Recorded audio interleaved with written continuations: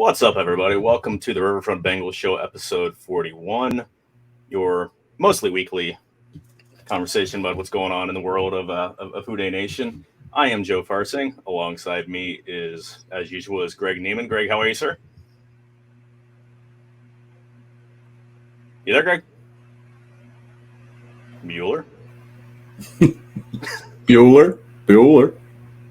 Hey, we'll get back to Greg. Underneath us is the Godfather himself, Bill Lack. Bill, what's going on, my friend? I'm excited to be here. Thanks for inviting me. I'm glad to have you on here.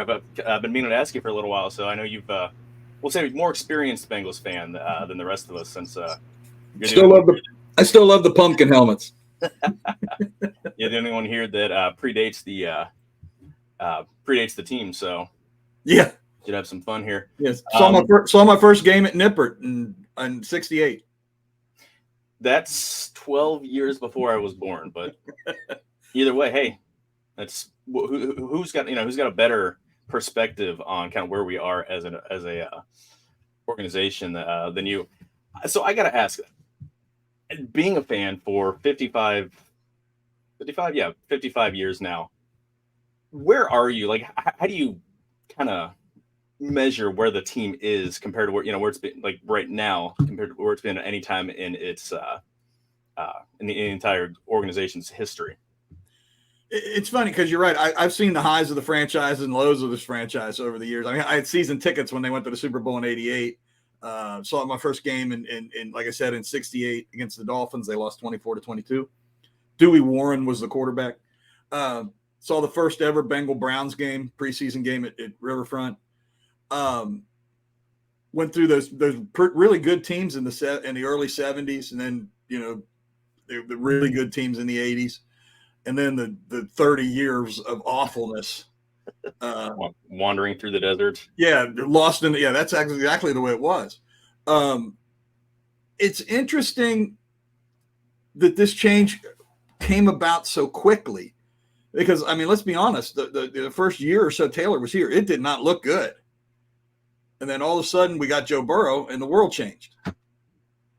So it not only changed on the field, though. The other thing I think you got to give the franchise credit for is that, whether this was Katie Blackburn and Troy and their kids or whoever, the thinking of the way this franchise thinks has changed, marketing and everything else. I mean, there's never been a better time to be a Bengal fan than right now. It's weird that it went almost from, I don't want to say the deepest depth, because the deepest depth was Dick LeBeau in 2000. David Shula. There's been a lot of instances. Exactly. Greg, welcome back. We can throw a lot of names out there. Yeah. But I really think the 2-14 year in 2002, that caused Dick LeBeau's job and preceded the hiring of Marvin Lewis. I think that was the deepest depths of the organization. I mean, yeah, they were crappy for for an entire decade before that, and then hit or miss for 20 years, before that. But Marvin at least brought them to, I don't want to say respectability, but they resembled a functional NFL franchise for 15, 16 years. I mean, yeah, it was still somewhat dysfunctional, and we knew they were going to at some point crap the bed, but it was reasonable to think, that they could make the playoffs, or, they're not going to just, it's not just going to be this endless string of terrible draft picks, washed up veterans coming in just to collect their final paycheck, things like that.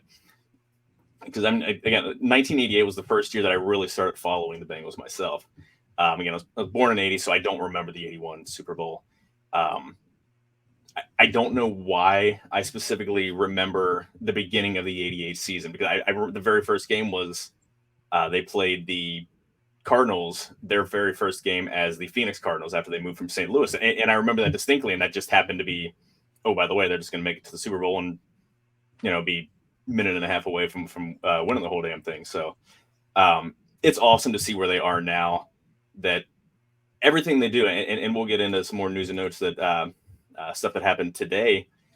They're making smart decisions. They're trying to renegotiate or, having players take pay cuts or to move money around, things that other organizations have been doing since the advent of free agency in the 90s or since the latest, at least since the early 2000s of restructuring and for signing bonuses and everything.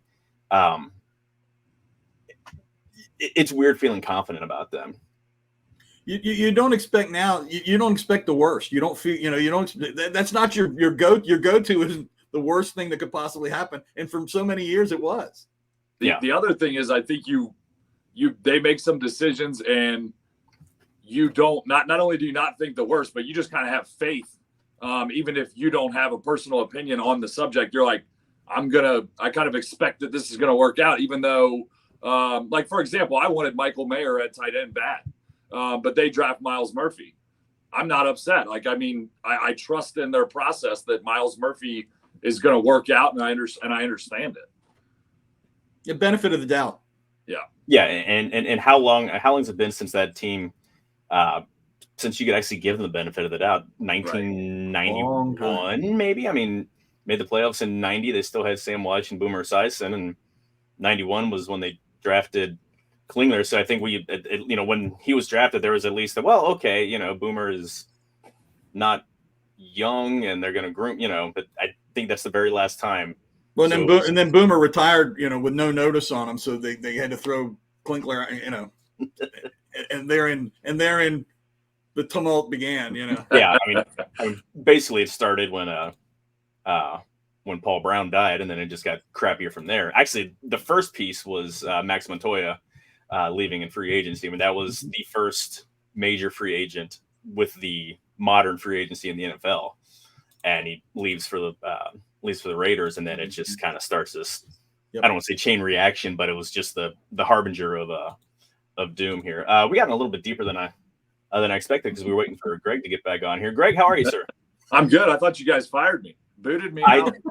I wouldn't have given you the proper link for the show. I would have given you I would have ghosted you. I wouldn't have I wouldn't have done you like that. So gonna do a little shock therapy here. They're gonna fire you on right on the air, Greg. Yeah, so I'm truly happy to be here. Really, I'm truly happy to be here. Greg, it's been fun having you. You take care of yourself.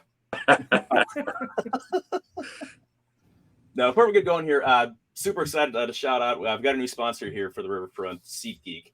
Couldn't be more pumped to partner with folks that give you the best prices, simplest ticket platform there is. I don't know if you guys have ever used them before. Used them last year. I got tickets for the Black Keys at Riverbend Music Center. Awesome seats.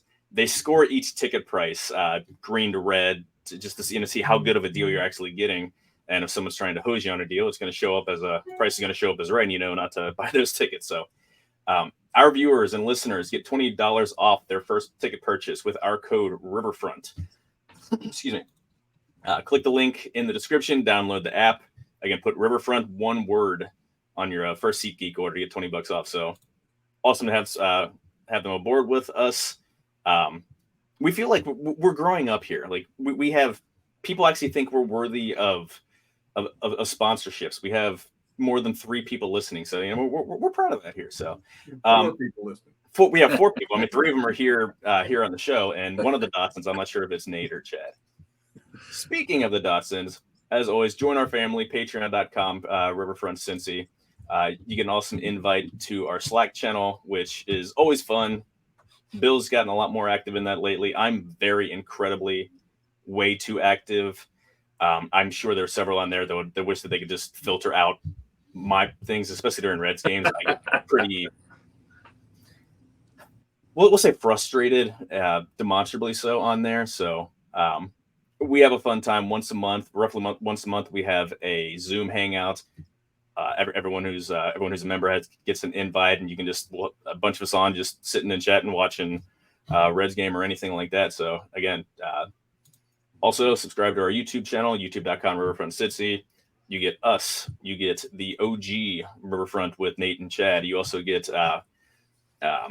Late Night Reds with Tim Daniel and his awesome guests that he has on there. So again, subscribe, follow, like. You guys know what we're doing here. So outside of that, I got the business out of the way. You guys ready to roll?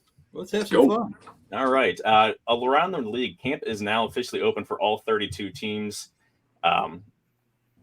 Everyone's still a handful of running backs that are holding out. Saquon Barkley finally signed a deal. It was basically the franchise tag plus some incentives. Josh Jacobs is still holding out.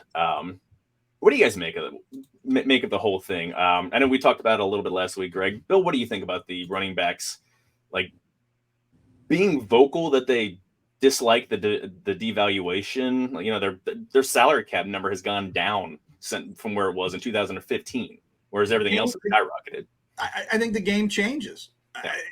And you know, and I read, and I'm not going to take credit for this. I read somebody else said, you know, ask any fullback how the game changes. Yeah. Other than that, you know, you just assume that at some point they'll be valuable. I mean, the other thing is their careers are so short. I understand their position. I absolutely do. I mean, you very rarely sign a running back to a second contract.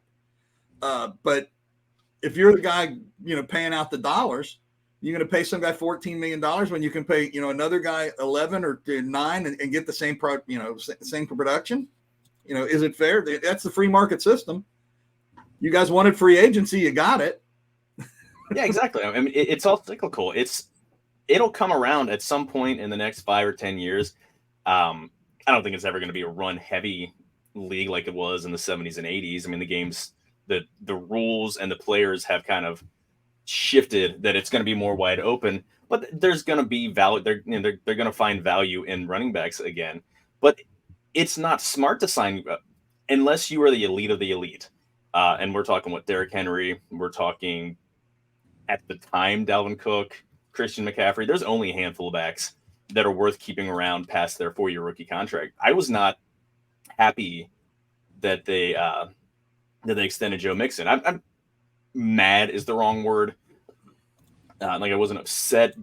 I kind of understood it because they had Burrow and these guys on these rookie contracts, but you can replace that the production with a rookie. You just every 2 or 3 years you bring someone in round 2, round 3, and you just keep that cycle going. I'm cool with it. The salary, it's not a matter of people trying to screw them out of money. You still have a salary cap. You can only spend a certain amount, a certain amount, and you've got to allocate those resources somewhere. And it's not smart to pay a position $14-15 million when you can get that on a rookie contract for, I don't even know what rookie. I don't know. For like a fourth rounder is got to be what, $700,000. Yeah, it's got to be something close. Yeah, and you're going to pay a guy 20 times that to get the same, same production, and they're probably going to be less explosive because they've got a lot of miles on them. Yeah, exactly. So it's, Well, and just look at the track record of the running backs within the last 10 years that have signed long-term deals, second deals that were long-term deals. I mean, other than, Derrick Henry, you could probably count that deal as a win. I think, he's been pretty good throughout, but there's a lot of really Todd Gurley. I mean, there's so many scary deals out there that, they really dwindle down what you have when you sign that, and then he goes to nothing. Which we've seen too many times. We've just seen it too many times. Yeah. Plus the fact that running backs, they take harder shots than the wide receivers and stuff do, because they got bigger guys hitting them all the time. So their career can be shortened that fast. And, it's a better gamble for the teams to spend it on a younger guy. And you can't hit receivers. You can't hit people like that in the open field. Really, the only guy that can be hit like that is the running back. Quarterback, you can't touch him. If I'm out on a route, you can't light me up. You got to give me time to not be defenseless. Running back's really the only position left that is kind of like, you're going to get beat up, but figure it out. Well, and ultimately you have to figure out in big piles too. Wide receivers aren't getting tackled in 5, 6, 7 guy scrums. Your running back, I mean, get bottled up at the line of scrimmage. You've got 2 or 3 defensive linemen, 2 or 3 offensive linemen, and your running back, who's the smallest guy. I mean, these are guys that are. You got 1,000 pounds laying on you easily. So, I mean, your knee could be, So again, I get it, and it's weird to see the media's response to this, because it's kind of the media who have pushed the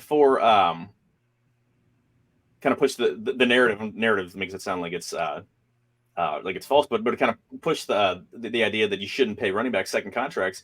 But now they're carrying this thing. Well, what should these running backs do? I'm like, what? Shut up and take the money. Go.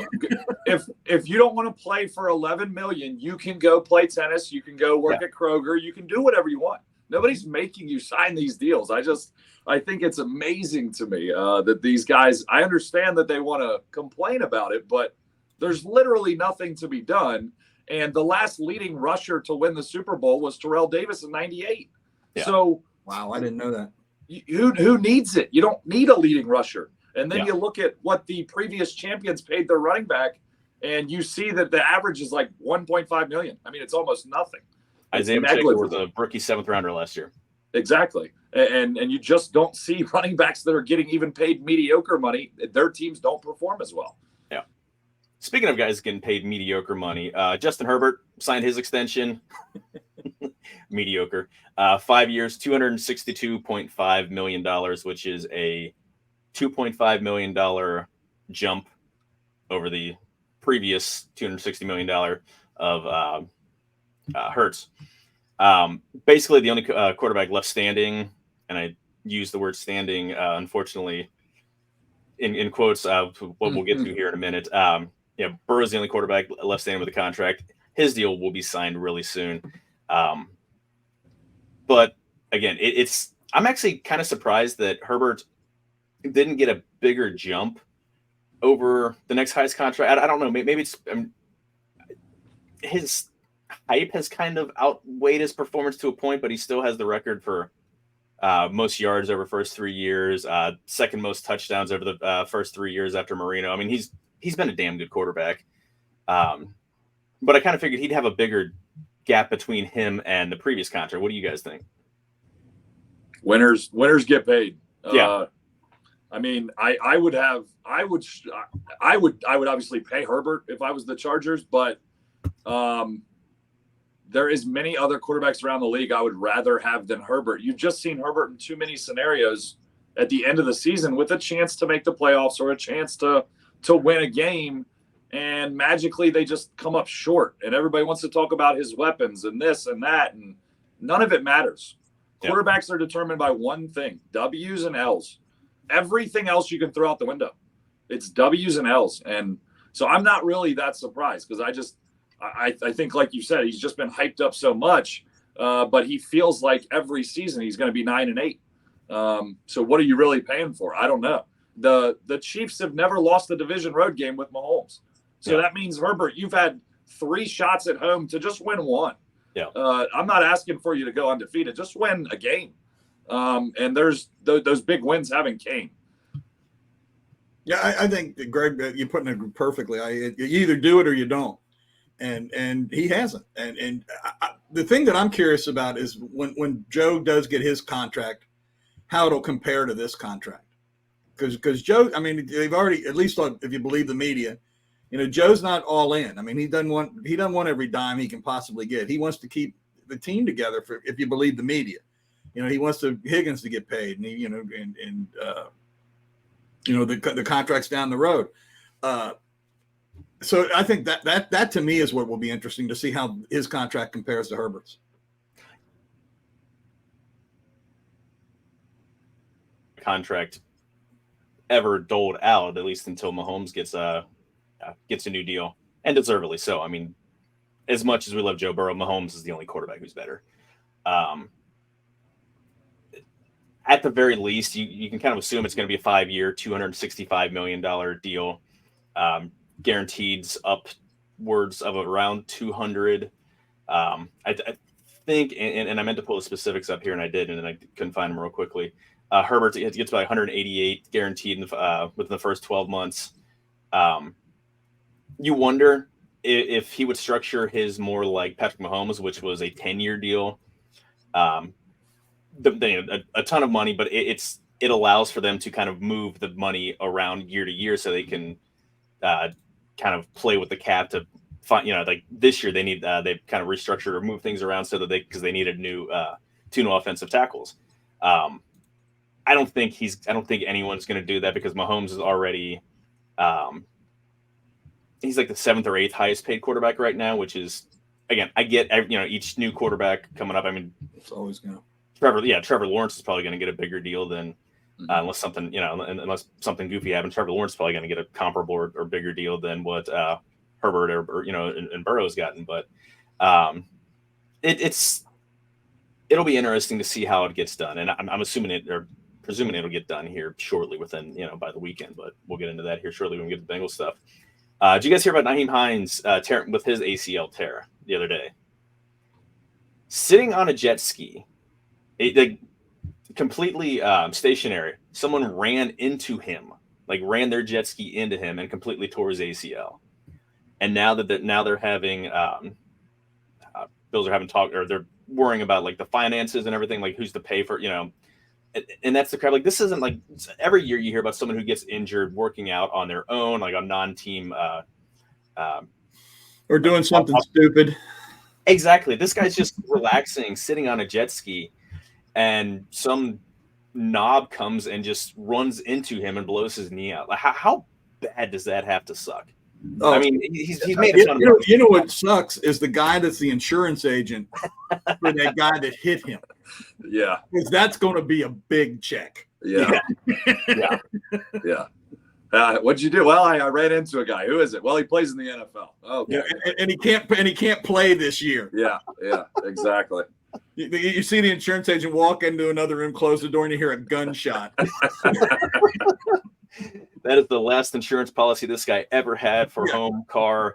And he's right. not even going to be able to get insurance on his iPhone anymore. I do feel bad for Hines. He's a nice player. I like his game. And I feel bad for these guys because if you really have to put yourself in their shoes, you come out of college in your 20s and then you go straight to, we say professional, we're all professionals, we have jobs.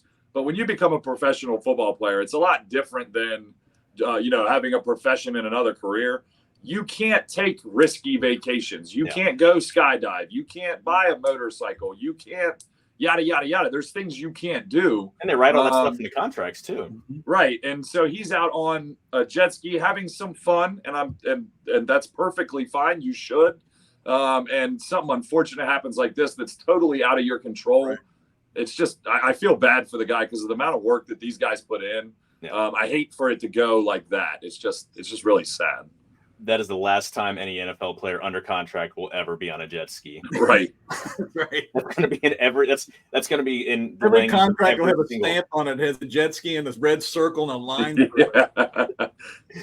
Do you want the optional jet ski rider? Yeah, we're going to go ahead and take care of that. So that's going to be with Sway's quarterback deals. Did you allow them to ride the jet ski in the 5-year deal? We want you just on the shore, okay? We don't want you in a boat. We've seen y'all. We don't want no capsizing. We don't want Titanic. No, we don't even want you on a pontoon. Just right. Stay on the dock. Yeah, you can go to the dock. If you can't see your feet, then you can't have a contract. Speaking of guys getting injured with contracts, Miami Dolphins, Jalen Ramsey was carted off the field today with a knee injury. You hope, and I'm not a Jalen Ramsey fan. He was kind of a mouthy asshole in college, and then the AJ Green, who was the most laid back.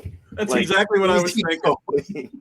Got him so fired up that he threw a fist, and they both got ejected at halftime. Well, it was it Ramsey's rookie year, or it was one of his first either his rookie year or second year?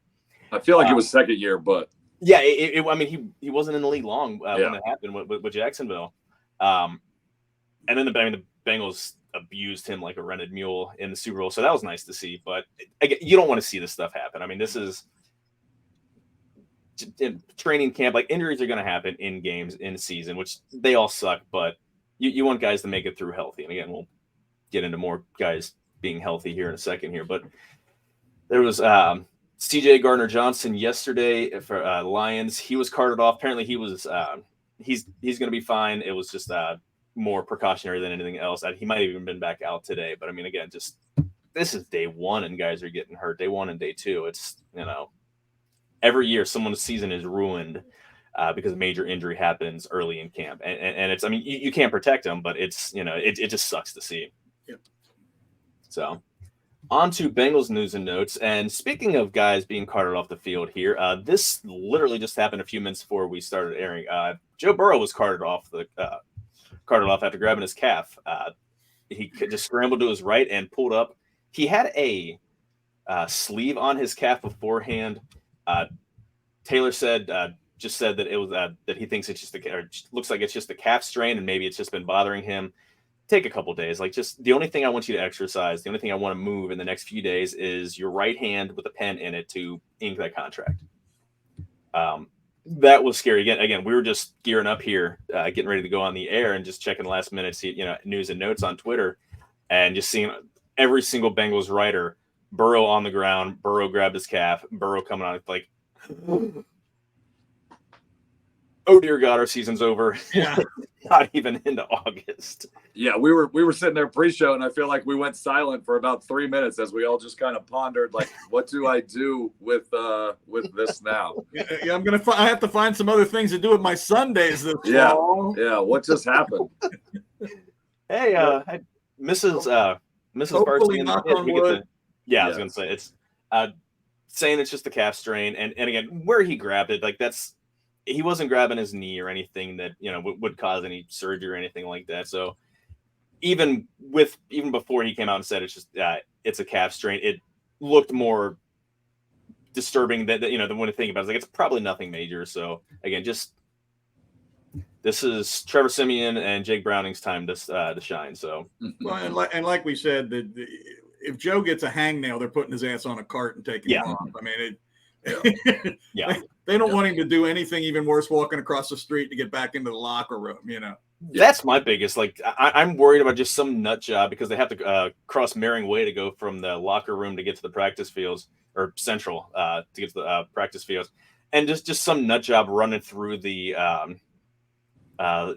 blockades and just running into him or Jamar Chase or something stupid. I'm pretty sure if the Bengals asked, they could get a barricade of fans that would stand out there and willingly sign documents. I mean, I'd be all the about Bengals Suicide Squad. Yeah, give me a helmet and that's all. Like, I don't care if I blow out a knee. I don't care. I have 3 or 4 available family members that I can put up. So absolutely, I think we could build a wall. There you go. But again, like, those are always things you just see them walking across, and again, like, there's police there and they've got them blocked off and everything, but it's always just some nutjob Steeler fan or Brown. You can see them like revving up with a big old truck and just getting ready. Like, I'm going to do it. Today's the day. It's 2023. When I hear I'm going down there today. Right. It's 2023. I don't put craziness past anybody. I mean, right. Or some nutjob snipers out hanging up on the bridge, where a lot of people watch the practice from the what bridge is that? Not Taylor. Clayway Bailey. Yeah. Clayway Bailey. Yeah. Easy for you to say. No, apparently it isn't. Yeah, you're just some nut job there with a sniper rifle, just taking somebody out just to be. I did it for Mahomes. Yeah, you would hear that. Day one of camp was a little bit eventful. First handful of snaps, like the first actual session of practice, Orlando Brown and Trey Hendrickson got into a scuffle. Orlando Brown apparently scratched his neck pretty good. He was bleeding.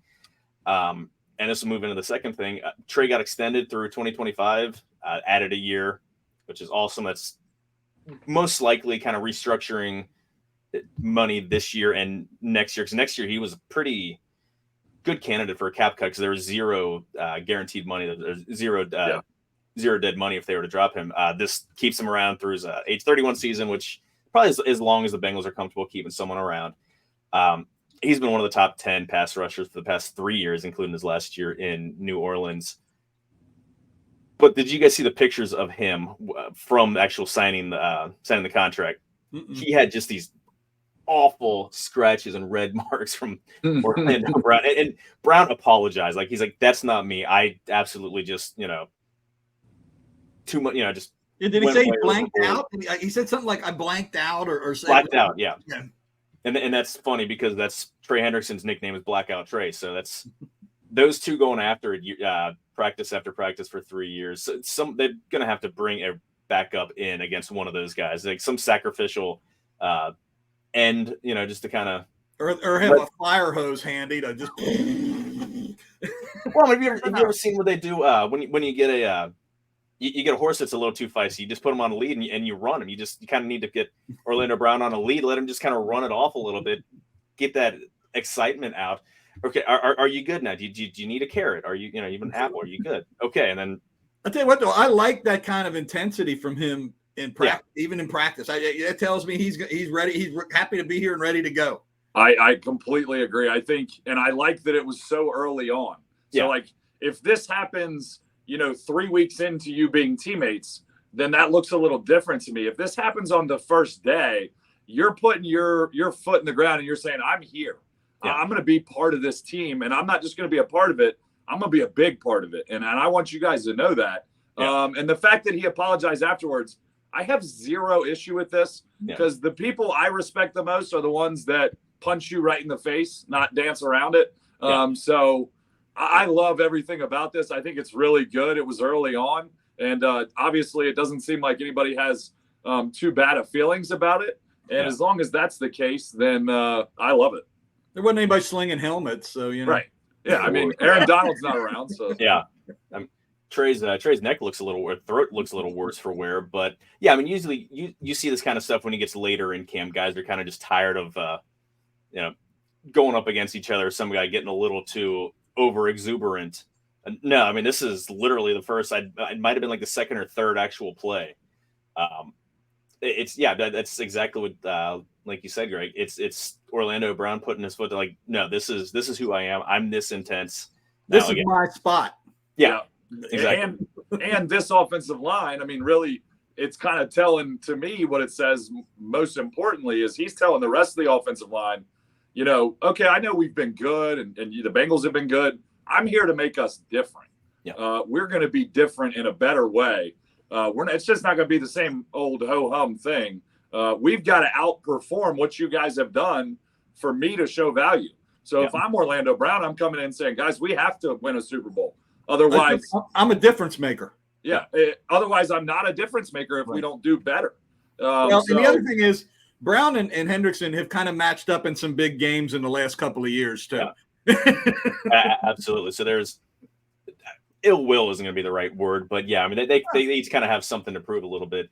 And yeah, I mean, the Bengals have won despite the offensive line. Brown is here to put his stamp on it that we're going to win because of the offensive line. Mm-hmm. Again, not just him, but also shuffling. Now you have two tackle positions that are better than they were last year with Jonah moving to the other side. And presumably, supposedly it's Jonah hasn't been named as the starter. La'el Collins is listed as he's still on PUP, so he's not going to be a full participant. I don't think Carmen or Adeniji is even going to have a legitimate chance to win the job anyway. But yeah, I mean, he wants to go ahead. I was going to ask you guys your opinion. It's kind of I was going to do this later, but since you brought it up now, do you think Collins will play this year at all? I have him, and we'll go in. Spoiler: topic of the week is just a 53-man roster prediction. I have him starting the season on the PUP squad. Mm-hmm. It's now 4 weeks instead of 6.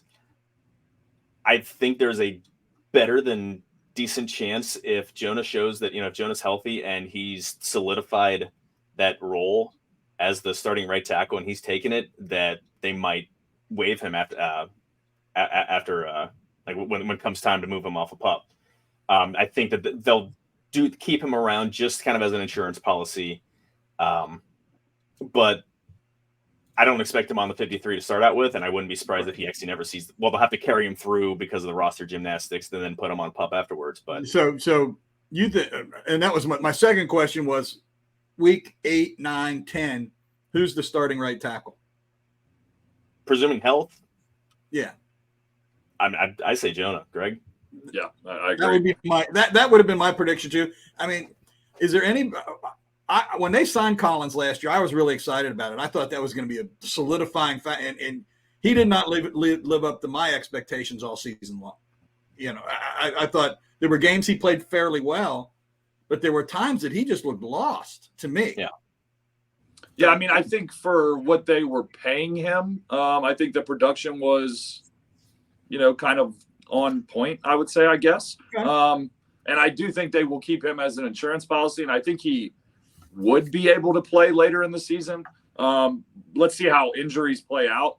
If a Denijay or one of those guys happens to get dinged up early, I definitely think they would keep him on the roster for that third tackle to play either spot if something were to happen. Because if you look back at the last 2 years, how can you not prepare for that situation to lose an offensive lineman late? And in no way am I blaming the Bengals, because it was just very unfortunate, the timing of all of it the last couple of years. But if there's one thing that the Bengals were like, man, if we would have just done that, we probably have maybe a Super Bowl in our hands. Well, that would be the one thing. If they learned anything over the last 2 years, it's they need offensive line depth. Yeah. I don't think Collins was healthy at all last year. I mean, he started out this training camp on PUP with a back issue. For the back problem. And he had to be managed. Always had the Veterans Day on Tuesday during practice week. And so I think he will be healthy. He's looked great, and he's been so far ahead of where he presumably should be, or in terms of rehab. And I mean, he tore his ACL. I mean, that's a big injury, especially for somebody that large. I still think he's got something in him. So if he has to step in, and again, I'm still assuming, I'm predicting that he'll end up just being put on PUP, and so he's out for the first 4 weeks. If he has to step in somewhere around midseason, I would be comfortable with him being in, but assuming health. A former All-Pro is not bad offensive line depth. Exactly. Exactly. Well, and I think La'el Collins deserves a lot of credit too, because you talked about it going into last year, a lot of injuries. Things didn't go exactly according to plan offensive line wise. And obviously they signed Orlando Brown Jr. this offseason, and I know La'el Collins is probably not going to be available till the middle of the season. Yeah. But you haven't heard him complain at all. He's done his job. He showed up every day. He doesn't complain about injuries. He doesn't use it as an excuse. He just continues to do his thing. And all you hear are, somewhat positive reports about it. So I give him credit, because that's not always the easiest thing to do. Good point. Yeah, I mean, it's kudos on him. I mean, I think he understands, and he's not old by any means, but he's also, he's been around, for a handful of seasons, and he understands how the business is. And yeah, I mean, he's done and said everything exactly what you want him to hear. And even in this situation, even if he were healthy, I mean, I think Jonah Williams would be the presumptive starter, even if Collins were able to go from day one. So yeah, agreed. As mentioned above, we are in extension season. Burrow is the last quarterback standing. It's got to be a matter of days before everything gets done, now that his people are getting able to comb through the kind of minute details on Justin Herbert's deal. Are you guys both on board assuming that Higgins is getting extended too? Yes, but this is the one that I just get. I don't want to say concerned, but like if I had 10% of me that's like just kind of holding back from being all in, it would be that would be how I would describe it. I still feel really good about it, but there's just this little thing in the back of my mind that if somebody's going to get out of those three, Burrow, Higgins, and Chase, if one of the three it's not going to work out for, I would think it would probably be Higgins out of those three. Yeah. I still feel good about it, but there's just a small piece of me that I'm just nervous, I guess, just being careful. I had always, my concern before they really started talking in depth about Joe's contract and how he was going to leave money on the table for these other guys, I had always assumed that Higgins would go somewhere else because he wanted to be a one. That he would not accept a 2 contract. Now, maybe it'll be a high 2 contract, and that's enough. But I feel the same way you do, Greg. Everybody is saying all the right things, but until the pen hits the paper, I'm always going to have a little bit of doubt and feel a little bit bad. Yeah. And all it takes when you're in these contract negotiations with a guy like Higgins, and I don't blame Higgins for wanting number one money because he is a number one receiver. But when you're in contract negotiations, all it takes is one slip from the team or the player, and all of a sudden somebody feels slighted and the whole thing goes kaboom. Mm-hmm. So until it's done, I still have that 10% that worries me. Maybe the Bengals think he's going to ask for this number. And then Higgins is really thinking a number that's a little bit higher. So I just think there's things that can happen there. So I'm just being kind of reserved, but I still feel good about it. And you never know what an agent's whispering in a guy's ear. I mean, there's all kinds of things that can be, like you said, somebody else on the team can say something, or somebody can just make a misstep, a misstatement, and it's taken the wrong way, and egos get involved, and then who the hell knows where you end up.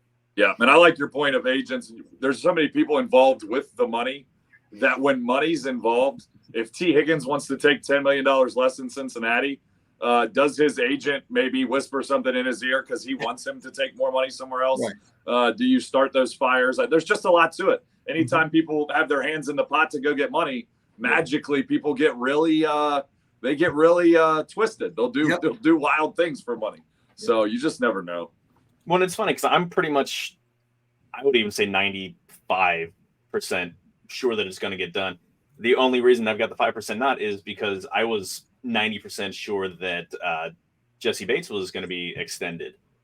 Now, I understand the reasons why they didn't, and I wasn't thinking that far ahead. The Bengals didn't want to put forth all that money because they're loading up on one side of the ball, and, that's fine. I'm completely on board with that. The other thing is T. Higgins' agent is Jesse Bates' agent. I didn't know that. I was unaware of that as well. Yeah, it's but again, it's the agents work for the player. If T. Higgins wants to be here, and I guarantee the Bengals are offering would be number one money for most teams. Everyone's saying the right thing, and I'm until pen goes to paper, you can't say you're 100% sure, but it seems pretty clear with all the moves the Bengals have made, letting guys go on the defensive side. Again, now they're clearing money. I think that they're even reworking contracts, even today with Hendrickson's. They're clearing the deck so that they know how to structure the money for these two guys this year and Chase next year. So what they seem to be doing is they're working to keep the window open longer. Yeah, the Super Bowl window. And ultimately, it's. I think we talked about this last week, Greg. If they want to be elite on one side of the ball, if you're elite on offense, you don't have to be great on defense. Mm-hmm. You can be ranked somewhere in the 20s, in terms of total defense and points and all that stuff. Now the Bengals defense is better than that, but if you can tie up to have an elite offense for years down the road, I'm going to assume a deal for T is probably a 4-year deal. On off of next year, which would push it to 2027. Burrow's still going to be around then. Chase is still going to be around then. Offensive line's probably going to look different and everything, but you can assume that those three guys and whoever else is going to be in the slot is going to be pretty damn elite talent. Yeah. Go ahead. My bad. I think the Bengals have completely bought onto that, and again, that's why they've been heavy drafting the defense the last couple of years. It's that they're put those guys that are moving out. Trey Hendrickson is he's only going to be around for a couple more years. DJ Reader's a free agent after this year. Mike Hilton's a free agent after this year. I can see them looking to try to work out something with Reader, but I think Mike Hilton's gone. They're not going to want to pay him a third contract, which is going to be money wise comparable to what he made on this one. They're using that money elsewhere.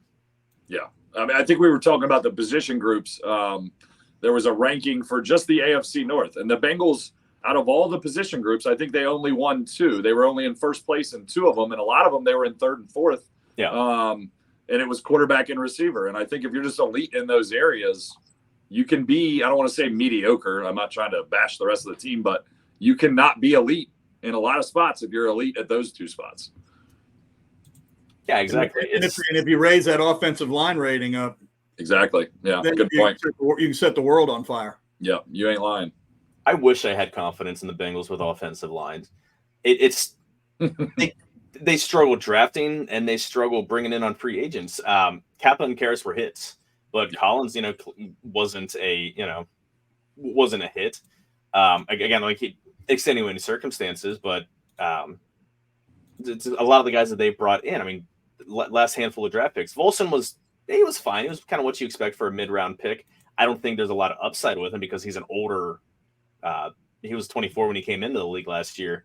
I don't expect that he's going to get much better from where he is, but Jonah Williams is kind of underperformed for, he was a first-round draft pick. Billy Price. Billy Price was like absolute miss. Jack Carmen, absolute miss. I mean, we can go all the way back to Cedric Boy. I mean, you got to go back to probably to Whit, maybe Russell Bodine, and he wasn't very good, but they drafted him. He was plug and play for 4 years as a center. They struggled to get anybody for competent offensive line play for a while. So I wish I had more confidence that they can do that. Because again, if you can develop, draft, and find smart acquisitions, then you feel a lot better going all big money on skill position groups. But it makes the puzzle a lot easier to put together if you can get that done. I mean, you could honestly argue that Billy Price is one of the better lineman draft picks because we were able to trade him and somebody else thought he had value. Which is amazing. I don't know how they got BJ Hill out of that, but that's probably one of our best offensive lineman picks, and he's the worst offensive lineman I've ever seen. Billy Price, I don't know how he played in college. He was horrible. I mean, he couldn't block me. I'm telling you, he was bad. He could block me. Yeah, he's got you. But it's funny you say that though, because like we were talking about early. I've been watching this franchise since it was a franchise, and back in the PB days, he built from the front. Yeah, and that was the stressor. I mean, Bob Johnson, very first original Bengal. I remember Vernon Holland and Dave Remington and all of Max Montoya and all those guys, and not even talking about the greatest of all of them, Anthony Munoz. They built from the front, and he felt, and they never had elite running backs ever. No, but they could make an Archie Griffin or an Alexander or somebody like that look good because the offensive line was so damn good. Yeah, and it's a lot easier to I think, and maybe I'm wrong, to put an average running back behind a great offensive line and make him look good. Then you could put Barry Sanders behind the Bengals offensive line the last couple of years and he'd struggle. So, but they're winning, so I'm not challenging what they're doing. Yeah, exactly.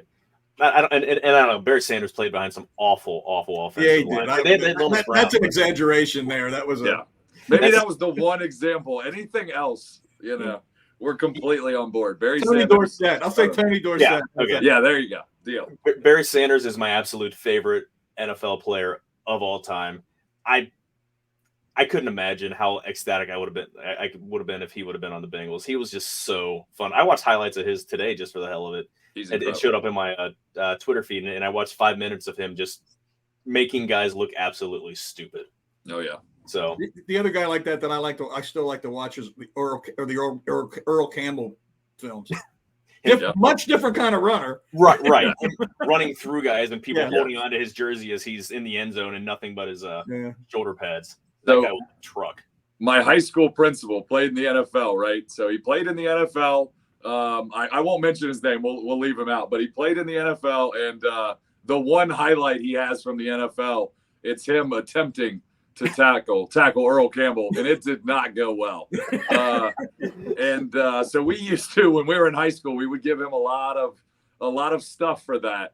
Although he's way more athletic than any of us ever dreamed of being, we definitely gave him some smack for that. But Earl Campbell was a man.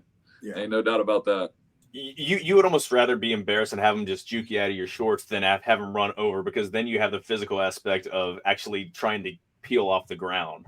Yes. And trying to get rid of that size 11 shoe print in your chest. Yes.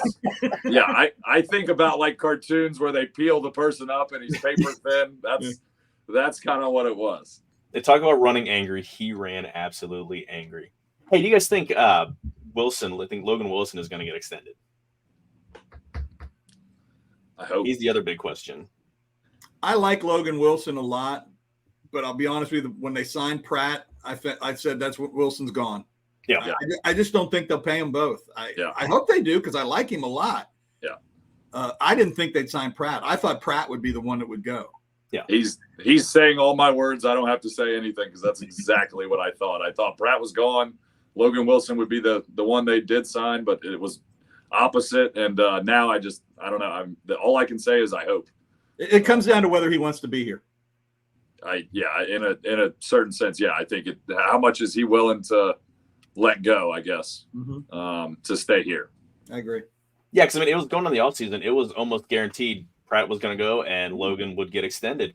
The linebacker market came back so much in free agency that the Bengals were able to get Pratt on I don't want to say team friendly deal because that's, but a lot more in their range, what they're willing to pay for deal. And yeah, he was able to put pen to paper first. So I think Logan's he'll get an offer, but I think he'll be able to make more money elsewhere. And I'm not gonna, I will never ever get mad at a player for leaving for more money. You have such a limited time to make money, and people are like, oh, they need to take a team discount or they're only in it for the paycheck. Yeah. How long is the average NFL career? Right. Like that's. Well, do you show up for work if they aren't going to pay you? Right. Exactly. Well, and I think the better question is okay, so you make $52,000 a year at your job. I'll give you the exact same job, but I'm going to pay you $85,000. Where are you going to go? Are you going to stay with the people you like, or are you going to go take $85,000? I think 97% of people are going to be out the door so quickly it's not even funny, and they're going to be working at that place making $80,000. Yep. But people still come and bitch like, oh, well, they're just chasing. Like, yeah, I can do what I'm doing until I'm 85 years old. NFL, especially a linebacker, if they're doing that at age 32, they've had a long career. Yeah. Max, like, make as much money as you can. You're not going to make generational wealth, but you're going to make, have to work, your kids aren't going to have to worry about paying for anything until they leave the house. So I never bothered me. It's bothered me that the teams that I'm fans of never spend big money on players, and they're better players have historically left to play elsewhere, but I've never held it against the players. So I was talking to one of our high school kids the other day. He's like, oh, he made $20 million in his career. Okay, well, how much of that goes to taxes, agent fees? I mean, when a guy says I made $20 million, he might see 10 of that, 11, maybe. Probably less. Maybe less, depending on where you live.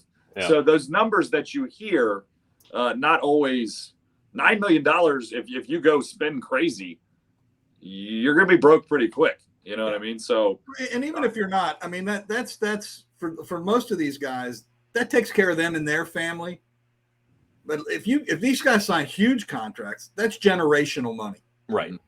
That's your grandkids and their grandkids. And you can't begrudge guys to do the best they can. That's what the free market's all about. Exactly. It's capitalism. Can't get mad at that.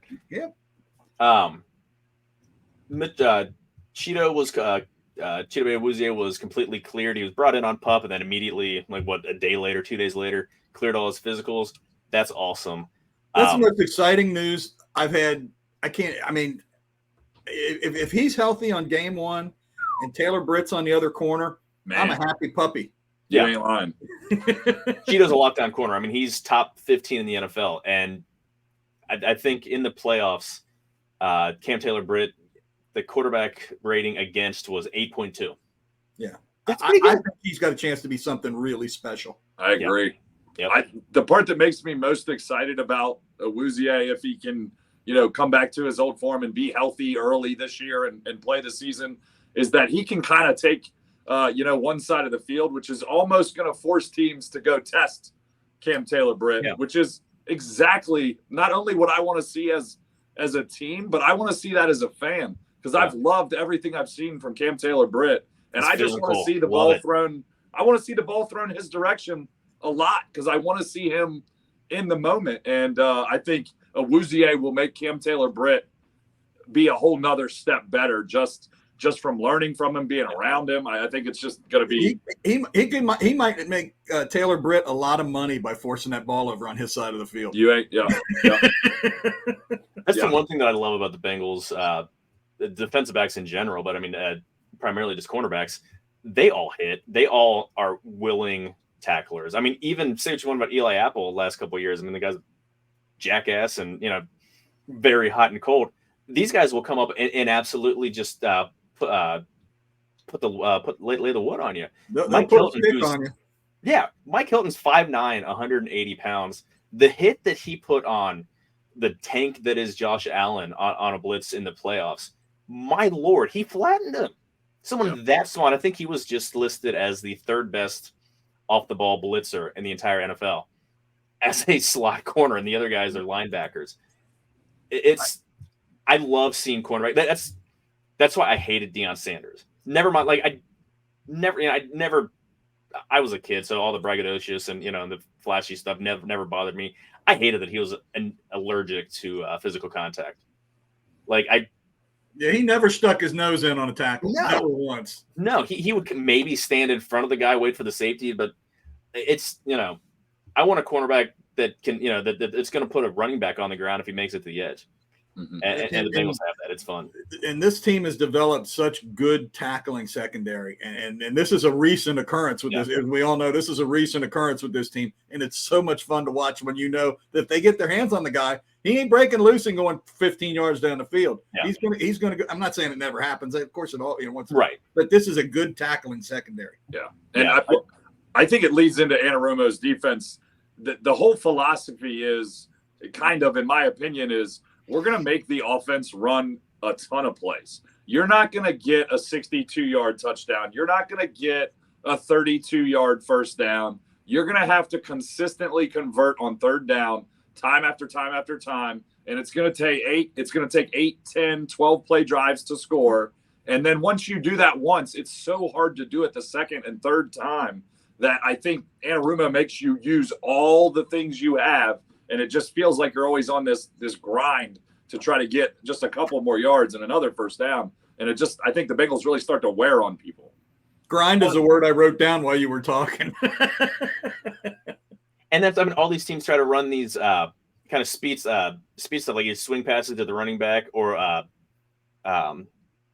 screens or anything like that to wide receivers.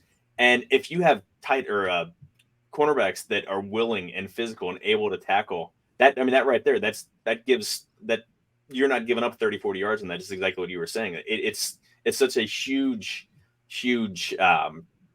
little arrow in your quiver to have, to know that your safety isn't going to have to make the tackle 15 yards past the first down marker. Your linebacker isn't going to have to chase it down.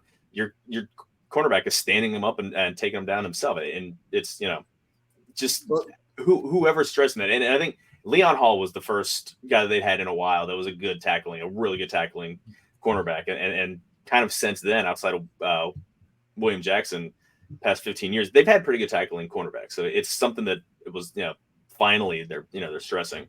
But in talking about that grinding that they want to make other teams do, that's where Reeder is so important when he's in there because he's going to make you grind that running game. You aren't going to bust up that middle for 6, 7, 8 yards. Yeah. He's going to lay them big hands on you and drag you down with the help from the whole interior there. And if he's not back next year, they're going to have to find somebody that can fill that role. Yeah, and it all works in tandem, really. So you have Reeder to make them kind of grind out a couple yards early. Now all of a sudden I'm making them run plays. Then we get them into a third and medium to third and long. Now you have Mike Hilton on the field. Is he coming off the edge? It takes one bad play for us on defense, one play for us to make them lose 4 yards, get a sack, an incompletion, and you throw the offense off schedule. And now all of a sudden, everything is in your favor. So all of it works together. Exactly. But the Bengals are in really good spots with all of that. Yeah. And they just seem to be manufacturing more pass rushers. Yeah. The pass rush is pretty deep this year. So, yeah. At least from the edge. Yeah. The Miles Murphy pick to me makes a lot of sense. They needed – you can't have enough depth on the defensive line. You just can't. Yeah, absolutely not. Bill, do you have any thoughts on Ken Anderson? Ken Anderson? On Ken Anderson. He was announced today as one of the finalists again by the Hall of Fame Senior Committee.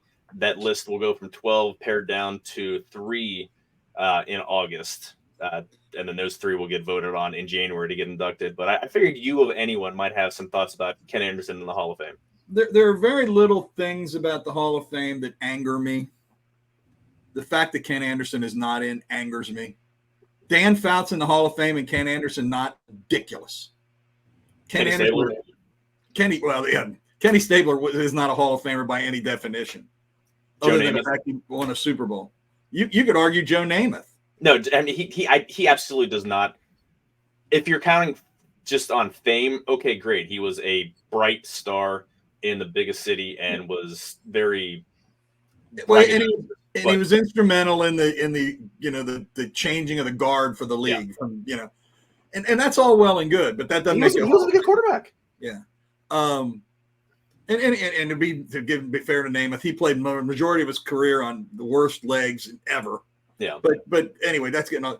Ken Anderson should have been in the Hall of Fame long before now, as Kenny Riley should have. Yeah. And I think those are the obvious two, but I think you can make a super case for Willie Anderson. Yeah. And then I think it starts becoming a little more difficult to make more cases. But those, the one with Kenny Anderson just it makes me angry. Yeah, I'm glad you mentioned Riley because I was going to. I think that's definitely. I'm so excited for his family. Yeah. It's a shame it's a couple of years too late. That's exactly. It's so disappointing. The writers and the voters basically have completely blocked out the Cincinnati Bengals organization.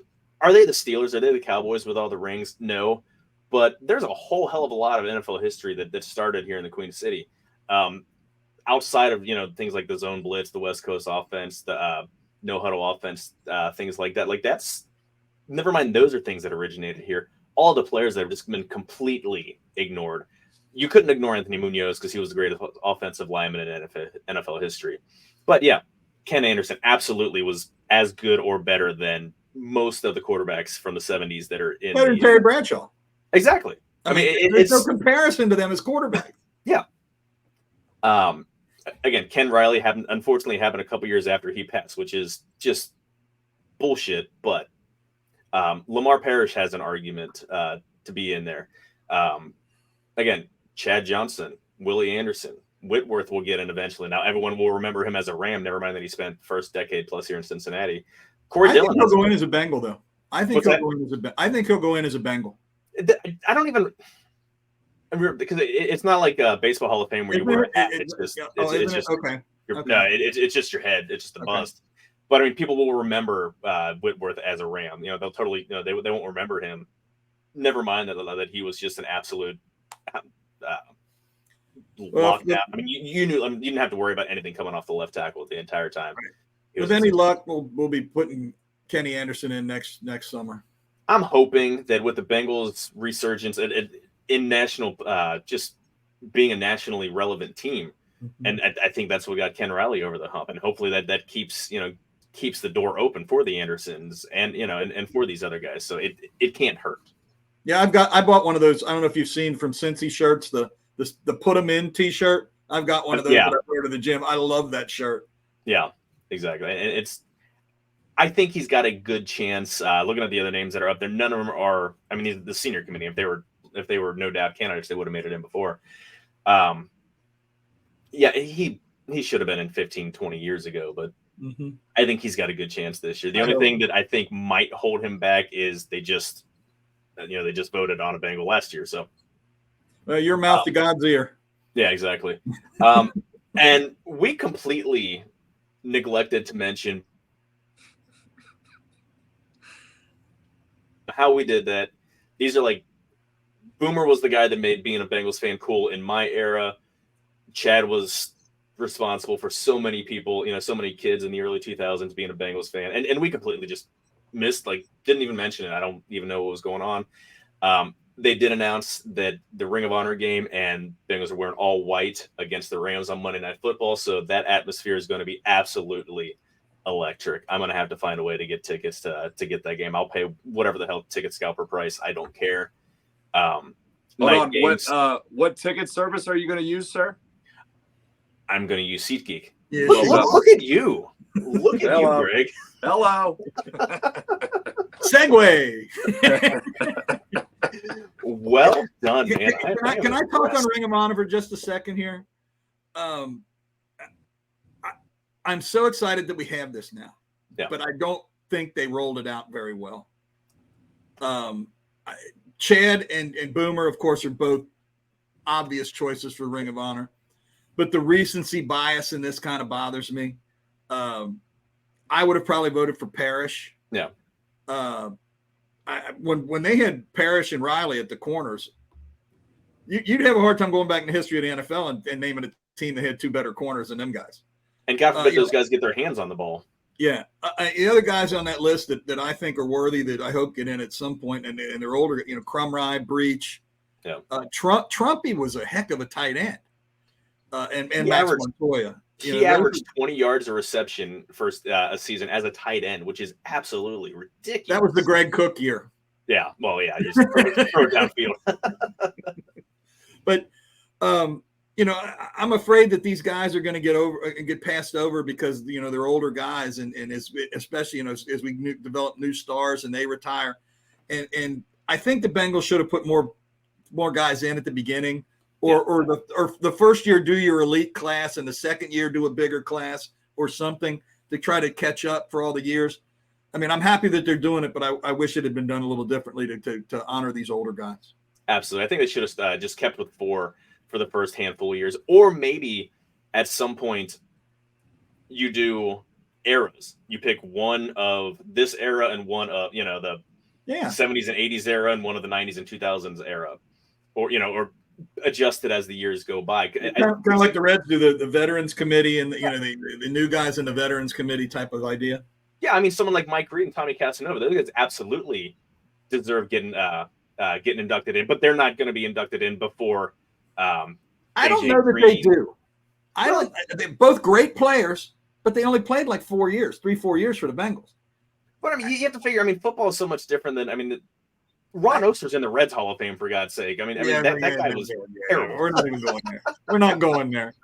And I was a big Ronnie Oster fan at the time. If anybody went to Cincinnati Public Schools, he was my guy. Pride of Withrow High. And I watched Casanova, and my wife told me when Tommy Casanova was playing, she still thinks he's the best looking player that ever played in the NFL. Could there be more of a fitting name for a guy? But he and Reed were fantastic players. Yeah. But my argument is they didn't play long enough. I'm not sure that I would vote for them. I'm not saying they shouldn't be, but I'm not sure I would vote for them. I saw Mike Reed hit Dan Pastorini one time, and I thought he killed him. They did a loop, and that middle just opened up, and it looked like Pastorini's eyes got about this big around. I do think back to the original point though about the eras. We're a perfect collection of guys right here talking about this that I didn't get to see a lot of those guys play that you're talking about. So when I'm looking at that voting of who I would take out of this, it's not that I threw those guys out because of course I'm a sports junkie. So some of the historical significance, but when it comes to a close call, who am I going to side with? Well, I'm going to side with the guy that I watched on TV on Sunday. That I know what he did. I know stats, numbers on a piece of paper for those other guys, but never got to experience it, firsthand watching them play. I've just heard about their greatness.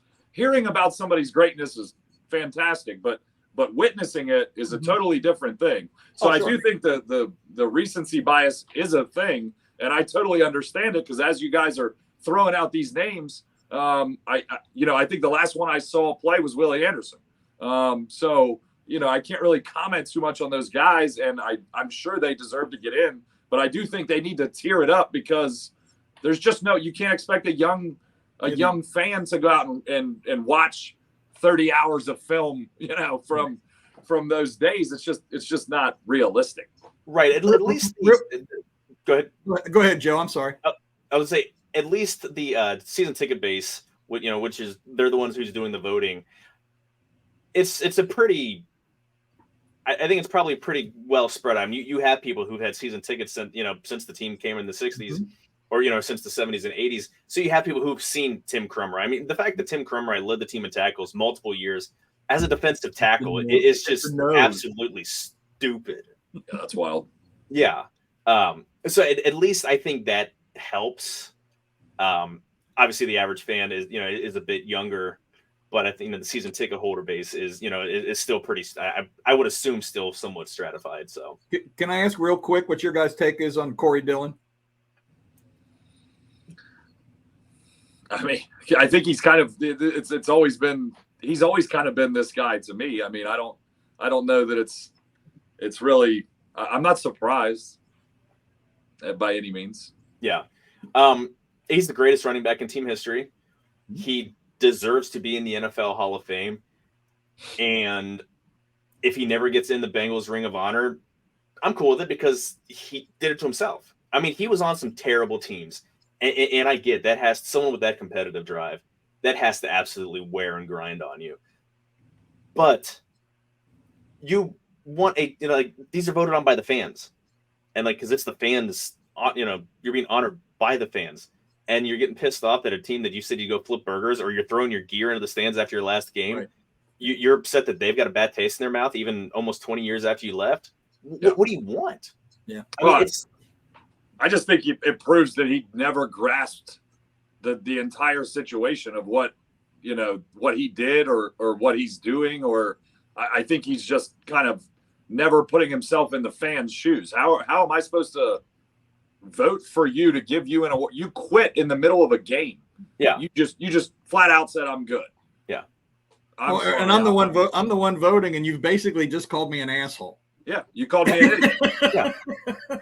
He just has no concept of what, if this is the goal, this is not going to help you get to the goal. So it's just, none of this is surprising to me at all.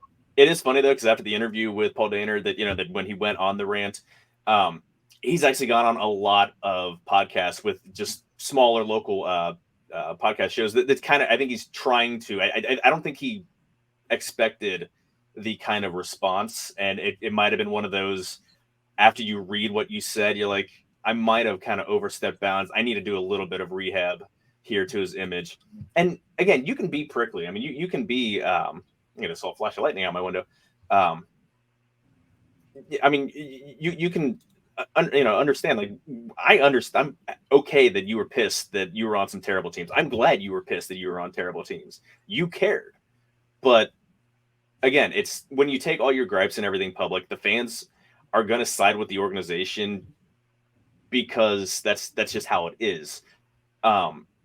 You kind of trashed them. I mean, you trashed my fandom, and you've got to win that back. So he'll get in eventually. I mean, his numbers are so damn good. He was such a great running back. Absolutely. But it's you created the problem. So, well, to me, it's like, you buy your kid a candy bar on the way home from the store, and then on the way to get home, the kid does something horrific in the car.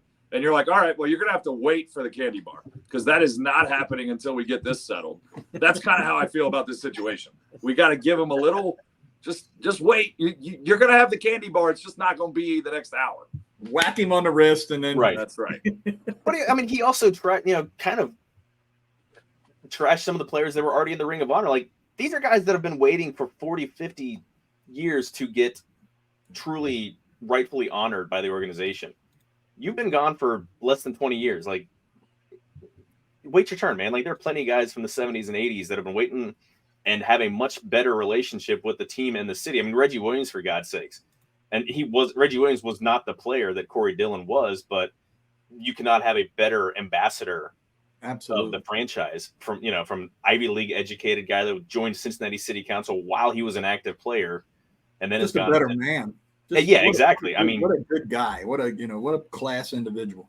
Exactly. I mean, what a fantastic guy. Like, that guy isn't like, wait your turn, man. Just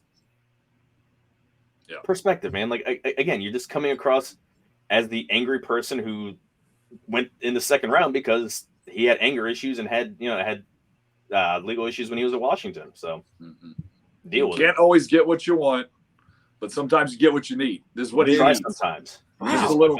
You should write songs, Greg. Right. Yeah, I know. I'm on fire today. Boys.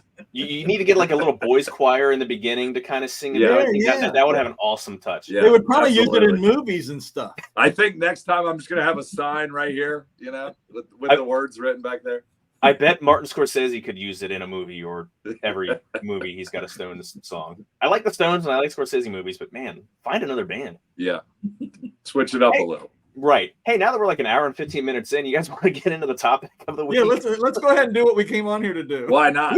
We every time that we have more than two people on here, we run so long, and I have such fun, and the conversations are awesome. But it's like It's me. Yeah, it's dinner time it's coming around dinner time for us, and we've got something. Is that what we're here to do? The topic of the week? Ask Chad. It's my fault. Chad will tell you it's my fault. Garber's bad too. Anytime he's on with Chad, or I had him on with me, it was it ran crazy long, and it's he just gets so sidetracked. Chris is so funny though. Exactly. Funny. He's hilarious. Anyway, topic of the week is the 53-man roster predictions. A lot of these are pretty much cut and dry. What do you think are going to happen? And we'll go through mine. And if you guys have any disagreements or anything, if you think they're going to carry 8 receivers instead of 7 or 6, or whatever, throw your 2 cents in. Quarterback, obviously number 1 on the depth chart is Jake Browning. No, Joseph Lee Burrow. I have Trevor Siemian winning the backup bonanza. Who do you guys think? You guys think they'll keep all 3? Might keep 1 practice? What do you guys think? I think practice squad. Probably. Yeah. Do you guys think Simeon's going to win the backup job outright though? Oh yeah. Okay. I don't think there's even a contest. They like Browning. They've kept around for a couple years, and again, it's a lot of it has to do with how much does your starting quarterback like the guy, because that's the guy who he's golfing with, and that's the guy who he's bouncing ideas off of, on the sideline in between series. That's the guy that hands him. That's the guy that hands him the thing when he the iPad when he gets over to the sidelines. Exactly. That's why Brandon Allen was around as much as long as he was. I mean, you need to have like a good working relationship. I mean, that's the guy who you bounce ideas off of. Again, yeah. I mean, Simeon has played in the NFL. He's started in the NFL. He's not a great option as a full-time starter, but if something were to happen to Burrow and he'd have to miss a few weeks, I'd feel more comfortable with Simeon just kind of being a placeholder and being able to, just be a point guard and dishing the ball out to the receivers than I would Browning. But Bengals like a lot of Browning. So I think specifically with where the Bengals franchise is at right now, you really have to go with the best player in that situation, where previous years, 5, 6, 7 years ago, okay, maybe you could go with Browning because you like him, and who, what's the real difference? But you really just can't take any.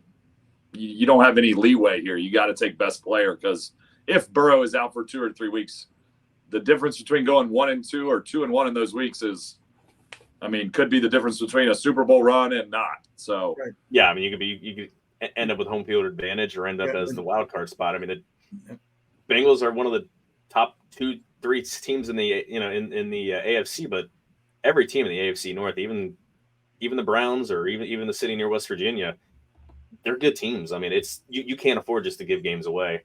Mm-hmm. Running back, I've got Mixon. Obviously, he's going to start the year. I've got Chase Brown as the backup and Travion Williams as the third down back. I just don't see a chance that Chris Evans stays on this roster. He's fallen well out of favor of this team, and I liked him coming out of college. I thought he was going to be an electric. Like he runs routes and catches like a wide receiver. The few times he's got a chance to play, I think he makes plays, but he's fallen out of favor. And just I don't know if it's a mental error thing or effort, but I don't think there's going to be a lot of disagreement with that. What do you guys? Yeah, I agree. He felt like Gio Bernard to me, and it just never came to fruition. But he really did feel like Gio Bernard to me. He's got awesome hair too. He's got that almost like that juice box fade type, but it's kind of more comes out. It's sharp. I was surprised that he got passed over so quickly and so easily by Williams in the last couple of years. And I just assume it's blocking. I don't know what did it. But I just assume, his blocking was substandard. I think Travion. I do think Travion. He does look explosive to me in certain scenarios as a third back. I really have liked some of the things I've seen, where I think Chris Evans is kind of a totally different player. Yeah, he's more an air player. Again, he's very much more like Gio Bernard.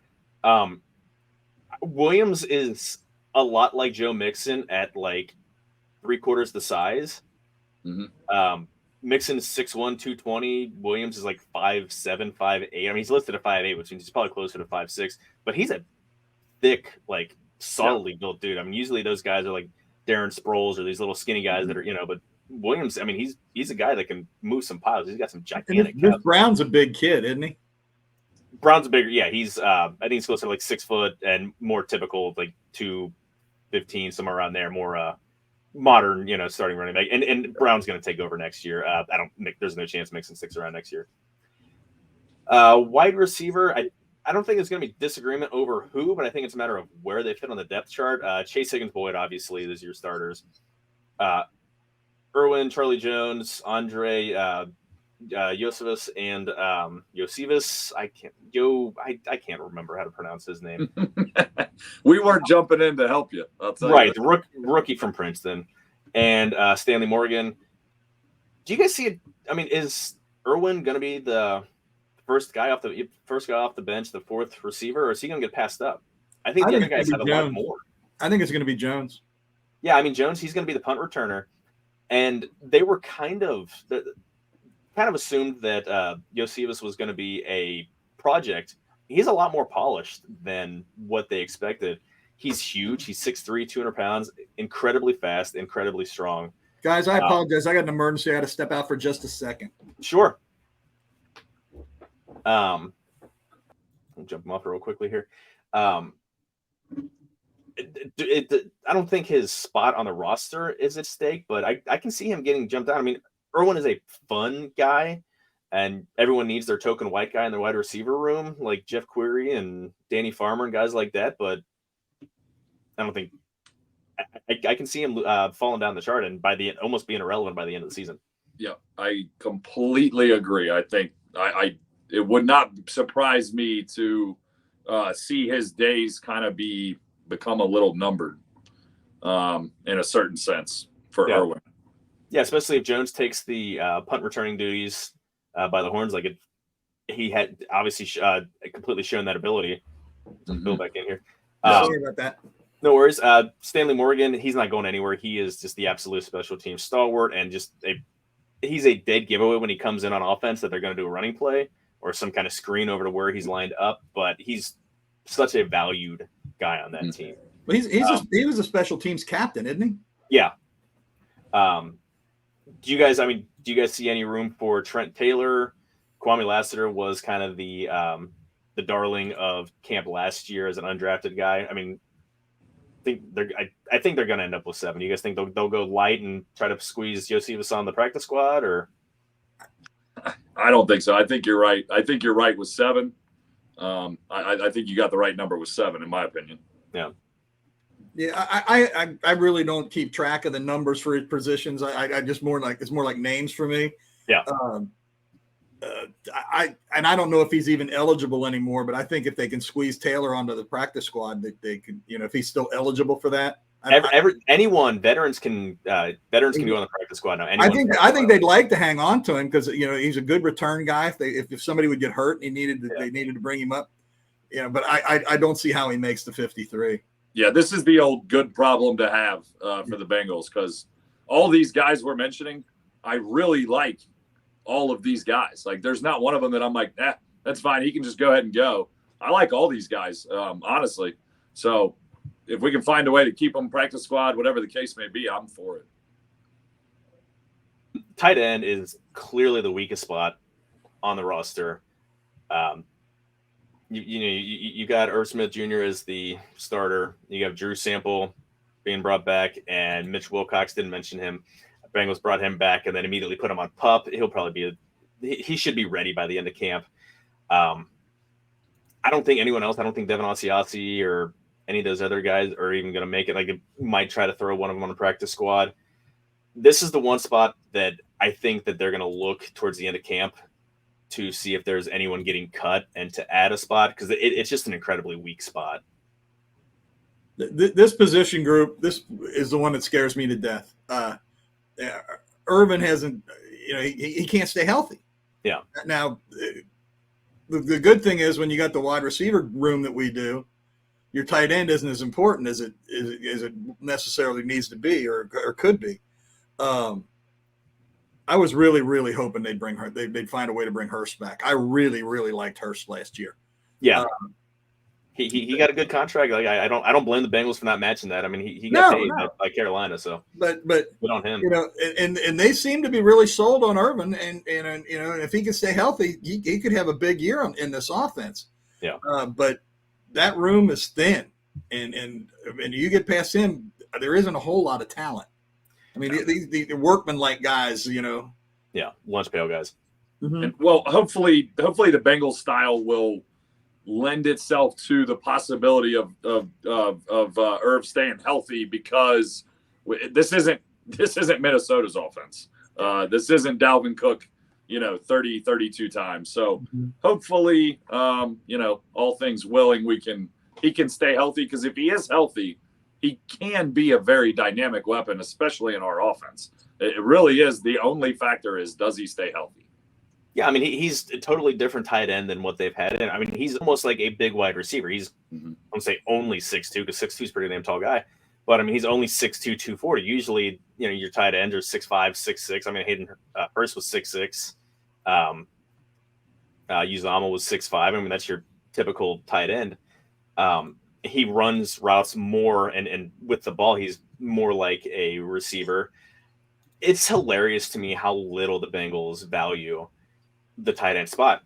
I mean, through free agency, it's like all these guys think, they're going to bring this guy back. They brought in, almost an afterthought for their starter. And then they got a chance to draft tight ends all up and down their draft board. In the first round, I mean, there were guys available in the second round, third round. There's always, I mean, until you get sixth, seventh round, this was a crazy deep tight end draft. There were always guys that had high grades available, and they said, no, we're good. We're gonna draft a punter. We're gonna draft, we're going to draft 2 wide receivers. They don't value it. They need someone there who can catch the ball, and then they need someone who can block, and it doesn't have to be the same guy. And they're going to make that guy a ton of money in the 1 year he's in town. I mean, the fact that CJ Uzama got the money he got is like the Bengals' best argument for themselves. Yeah.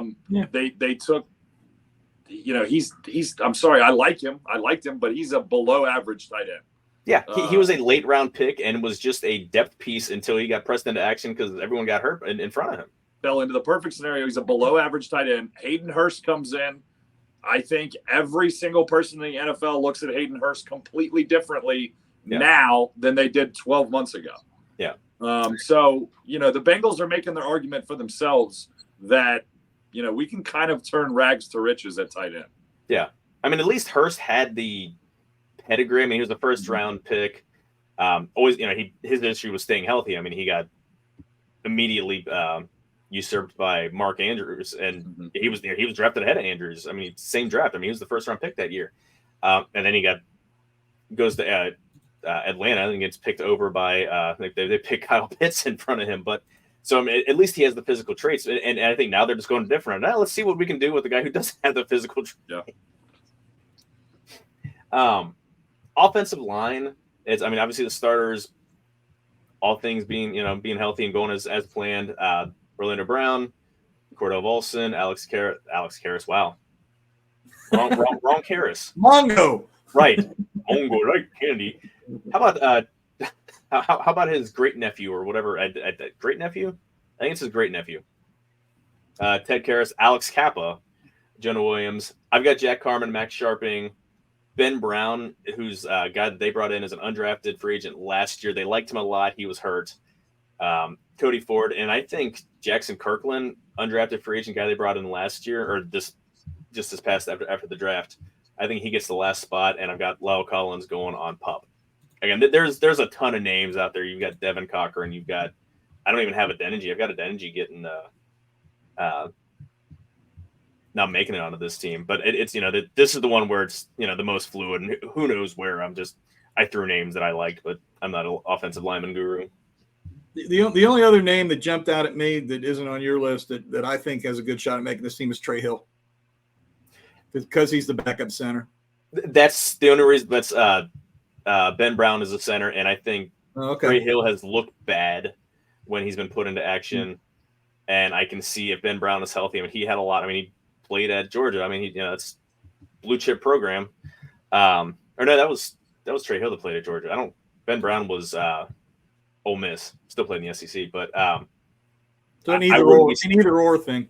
Probably Yeah, an either or thing. It'll be one of those two guys. I think Brown, because he hasn't showed that he can't do it, has a leg up. If anything happens to Karras, they'd move stuff around anyway. I think Bolson or Kappa would take over, and they'd bring someone in to play center or to play guard instead of them. Yep. And possibly Adeniji sticks around, and they try to put Kirkland on the practice squad because again he was undrafted this year. But if these guys are playing, you're back to the 2020, 2021, 2022 Bengals all playoff offensive line where everyone's hurt or terrible. So. Do you guys think that those couple of good, decent games that Jackson Carman had at the end of the year saved his career? I think they were ready to cut him loose. I think it might have saved his time in Cincinnati. Right. Yeah. Yeah. I mean, I think he would have got another shot somewhere else, but definitely gave his career a lot more leeway, I would say, for sure. And he banked some chips with this Frank, with the coaching staff. Yeah. I think there's no way he'd have been on this roster this year. And yeah, Bill, I think he actually might have saved his career because now he has tape for people to see. Listen, this is, again, it wasn't Anthony Munoz or Joe Thomas, but it was competent offensive tackle play. And you can, he can shop that to other teams and say, listen, like, this is what I can do when given the shot. So it might have saved his career. It's not going to be here. I mean, he'll be gone. I mean, I wouldn't be surprised that if he doesn't make it through final cuts this year. But, I mean, it's good for him. I mean, the guy's he's struggled. He's worked hard. He's had issues. And, you don't want a guy to – obviously guys end up retiring at age 24 because they just can't hack it. But, I mean, you want someone to be able to give, at least be able to put forth as much of an effort as he can. So, yeah, local guy. I'm sorry, Greg. And he was playing out of position for 2 years or whatever. And he definitely looked much more comfortable when he got the tackle. But local guy, and you always root for local guys. Yeah. Worst case scenario, every NFL team would love to have a guy that's played in a playoff game with film at tackle as a backup. That's a great point. Every team's going to say, you know what, I will take a chance on you as my backup tackle because you could possibly do it. Exactly. You need a swing tackle. Guys are going to get in, even if it's just for a series, someone's going to go down, and you can't have an absolute sieve there. Defensive line, Bengals are pretty deep, at least on the outsides. Their starting tackles are really good. The depth will be tested, but Hendrickson, Hubbard, Hill, Reeder, obviously, is your starting four. Miles Murphy, Joe Osai, Zach Carter, Josh Tupou, Terrell Basham, who was just carted off today, so I don't feel as confident about that as I did when I wrote this yesterday. The reports I read, it didn't sound too serious, so hopefully that's the case. Yeah, and again, he's a depth piece. I mean, he's been around for a little while. Went to OU, go Bobcats. And then Jay Tufele just as a depth nose tackle. This is where, again, they're deep on the edge, and I hope they rotate them more. No one has played more snaps on the defensive line in the NFL than Hubbard the past couple of years. Hendrickson isn't far behind him. BJ Hill played way too many snaps. They need to be able to rotate those guys in and out more all along the line. I'm hoping that Zach Carter, he added weight. I mean, he was a defensive end, and they moved him to tackle last year in training camp as a rookie, as a late-round pick. Here you go, kid. Have at him. He's bulked up. He's up to 310. So hopefully he's added more muscle to be able to handle and he as a 3 technique to give a little bit of interior pass rush. So anyone that I'm missing, anyone you think that I might? The only other name that occurred to me was Sample. He's shown stuff, but he's also shown injuries, and I wouldn't be surprised if he makes the team over Basham because again, if Basham hurt himself or he's just the back end piece anyway. Yeah, I like Cam Sample. I mean, he's again, he's a guy who's worked hard, and when he's been put in, I mean, he's out there busting his butt, but when you get to those guys, they're kind of interchangeable. Yeah, to me, I think the key to this whole thing is the first 7 guys. When you're talking Hendrickson, Hubbard, Hill, Reeder, Murphy, Osai, and then I think Carter, if he can be just a little bit of an addition. Yeah. Those 7 to me if you can kind of spread out reps. I think those 7 would really be kind of when you get later in the season and you kind of hone in on your core and reps start to get a little bit more limited for guys. I think those are the 7 that if we can be healthy in week 15 with those 7, I'll be very happy. For me, Carter, I think, is the most important, his development. If he can provide something so that they can take out BJ Hill so he doesn't get absolutely just worn down by the end of the season, that's huge. Obviously, the Reader's coming out on passing downs anyway as a nose tackle, so I'm not as worried about him getting run down. I mean, Tupou's okay as a depth piece, Tufele if anyone gets injured.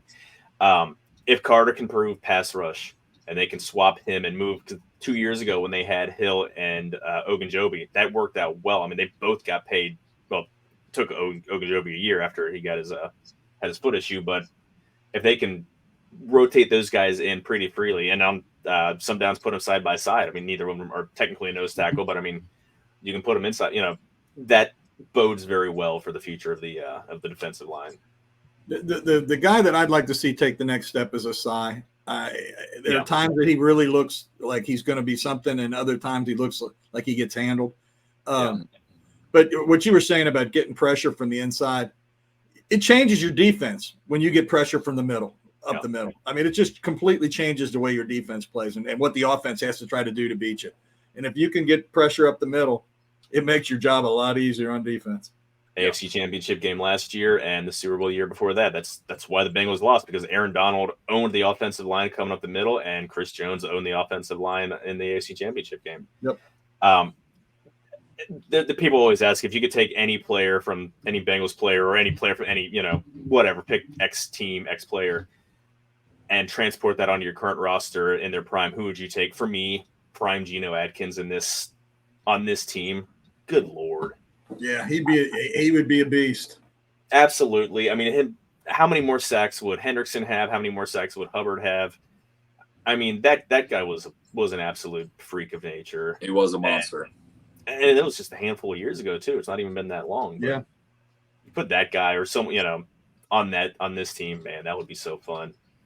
Linebackers are pretty cut and dry, at least the first 4. The last depends on how many you're going to keep, but obviously Pratt, Wilson, Bailey, Akeem Davis-Gaither.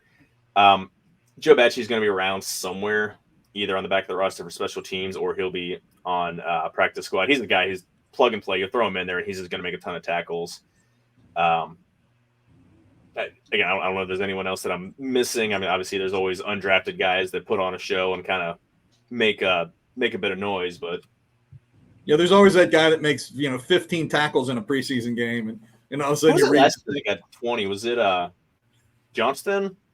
I can't even remember who it was, but there's always one guy in one game that has where he makes 15 or 20 tackles. And of course, that means he's playing against Little Sisters of the Poor in the fourth quarter. Yeah, when you're playing in at the 2-minute warning in the fourth quarter of the last preseason game, you're probably going to be looking for a job next week. Defensive backs, and it's nice to be able to not have any question marks with this guy, but Cheeto, Cam Taylor-Britt, Mike Hilton, DJ Turner. We didn't even mention him. He's Mike Hilton's replacement next year. He is. I don't like Madden football game, but he's listed as one of the 5 fastest players in the entire NFL as a second-round rookie. To be, to already have that kind of reputation is that kind of speed. It was like 4.28, 4.27, something like that. He's got some wheels. Jalen Davis, who Zach Taylor said was one of the 32 best slot corners in the league last year. Then you got Dax Hill, Scott, Battle. Last 2, I've got Sidney Jones, the guy they brought in from Seattle, and Uncle Mike Thomas. He's, again, special team stalwart. Fourth, if he's playing, if he's on the field, playing meaningful minutes in the backfield as a safety, you're probably not doing well health-wise, but just an absolute, Darren Simmons will have a lot of say in keeping that guy on the roster. Am I the only one that's worried about Dax Hill? No. Okay. No. I'm not there with you. His play last year was atrocious. He was playing out of position too, though. Yeah. I mean, I'm not saying that I don't think he can be good or that he can get it on the right track, but you've seen some of the pieces that they've brought in. I think it's I think this is the position group I'm most interested to watch because I think it could go a multitude of ways. Well, this battle kid is supposed to be special. Yeah, I think you have DJ Turner, you have Jordan Battle, who is as much of a pro as you can be a pro before being drafted. I mean, you played at Alabama under Nick Saban. When you play under Saban in the secondary, it's insane. I've been up close. Captain. Yeah, I've been up close to many Alabama practices, and Saban is the defensive backs coach at Alabama. So when you're a defensive back at Alabama, you are with Saban the entire time, and Saban does not take it easy on you. So to be a 3-year starter, captain, all SEC, that's incredible at safety at Alabama. I mean, that means you have Nick Saban's massive respect, which I would assume that's pretty valuable. Yeah, I mean, it says a lot. Honestly, I'm really not worried about Dax Hill. He showed attributes. He's got a ton of speed. He's got ball skills. He was playing out of position. They had him playing slot corner. I mean, he's a free safety. The biggest thing that bothered me, I shouldn't say the big one was the dumb mistake, like on special teams. Yeah, there were a couple of that. He had a couple of those. He was either gunning and he was running out of bounds. Running up. You just got to be smarter than that, and that's the kind of stuff that concerns me, because you got to be smart if you're going to play safety. You got a lot of quick decisions you got to make back there. And for 3 years you didn't have to worry about it. And if we were talking about baseball, we'd be talking about sample size here. Sample size isn't fair to this kid, and I don't mean like I'm throwing him under the bus. I'm a little concerned. He was the first round draft pick for a reason. I'm not worried until I have reason. More worried. I was disappointed with. It was really, his whole year was really weird. He was absolutely looked like an all-pro Hall of Famer after the preseason, and there was all this cryptic talk from Lou Anarumo about how they're going to get him in there and everything, and then he never played. Yeah, he hardly played at all, other than special teams early. I mean, yeah. I mean, it was. I mean, they didn't deploy 3 safety looks anytime they needed someone to cover the tight ends. They would bring in Trey Flowers. But again, he was the direct backup to Jesse Bates, who was a solid star. I mean, there was no reason to bring him in. And when they did, again, they brought him in to play slot corner, and he's not he might have speed and size, but playing safety is a lot different than playing cornerback in the NFL. So I think he'll be fine. I trust Lou Anarumo. I don't know that it's necessarily all Dax Hill's fault. It's just anytime I bring in a first-round pick and I see as little from the first-round pick as I did from Dax Hill this previous year, even though that may have been out of his control because, the spots just weren't open, we still had guys. Yeah. It just does bring up cause for concern because you start to think about guys that didn't play in year one as first-round picks. And really, other than quarterback, it seems like, Carson Palmer sitting out a year. Other than quarterback, really, you kind of expect – if I'm drafting you in the first round, you have to make an immediate impact. So that's the only real thing that causes me to concern is that he didn't make an impact and that he didn't even get reps on the field just scares me a little bit. Because as a coach, if you're sitting in the defensive backs room and I have Jesse Bates, who I know is phenomenal, but I have Dax Hill here, who every day in practice, I'm like, this kid can play. Well, if you do enough as a football player throughout practice, throughout meetings, throughout weightlifting, if you do all the things you're supposed to do and you're talented enough, the one thing that always happens in football is they get the most talented people on the field and they find a way to get you reps. Yeah. So it scares me that never happened for Dax Hill over the course of his rookie year.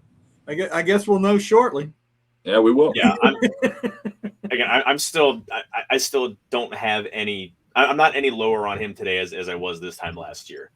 I hope you're right. But the other thing, Greg, in response to what you said, the times that we were talking about with those first round players having been, we weren't a good team then either. Yeah, they were forced to. True. That's a good point. I'm unaware of what this is like. I didn't know. We're not used to being good. That's a very good point. I don't know how. I say we, because I'm down there with a helmet on. Yeah. Oh, yeah. It's we. Oh, it's we. he's sneaking onto the field as well. I'm the new long snapper. If I was saying we when we were 2-14, I'm definitely saying we now. So, special teams are pretty much cut and dry outside of any reason to. I mean, granted, Drew Chrisman is in the hospital right now, which is concerning. The guy, he's an awesome guy. Again, we talked about this last week, Bill. I don't know.